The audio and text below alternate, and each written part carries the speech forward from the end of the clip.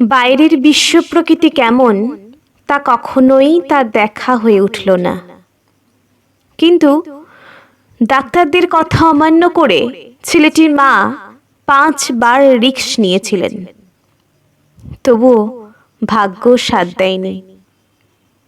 ছেলেটি বহুতলা বাড়ির একটা কোণে বসে থাকে, অবাক করা বিস্ফারিত চোখ নিয়ে।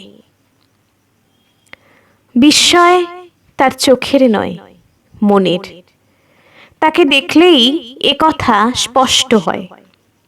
যত বিস্ময়, যত কৌতূহল, সব মনের। চোখ তার পর্যবেক্ষণ মাত্র।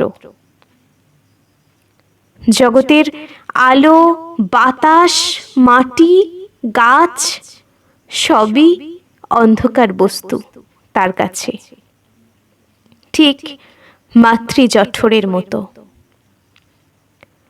মায়ের কাছে গল্প শুনেছিল কংস মামা আর কৃষ্ণের। প্রায় সময়ই এই সর্বশক্তিমান কৃষ্ণকে দেখতে ইচ্ছে করত তার। তবুও মা বলতেন, আমরা কেউ তাকে দেখতে পাই না, মনের চোখেই যে তাকে দেখতে হয়। ছেলেটি মনের চোখে কৃষ্ণের রূপ পরিদর্শন করার জন্য ব্যাকুল হয়ে থাকত। তবুও কেউ আসে না, কেউ ভেসে ওঠে না মানসপটে। একদিন বৃষ্টিমুখর সন্ধ্যায় সব অপারগতা তুচ্ছ করে শীতল স্নিগ্ধ বাতাসের স্পর্শ গায়ে মেখে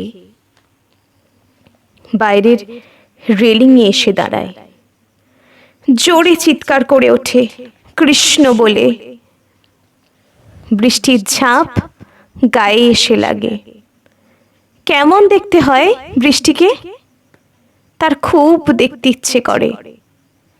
রেলিংয়ে 2 হাত চেপে সে বিহবল স্বরে মনে মনে বিড়বিড় করে, পরের জন্মে মানুষ করলে 2 চোখে আলো দিও, দেখার বাসনাটা মিটবে।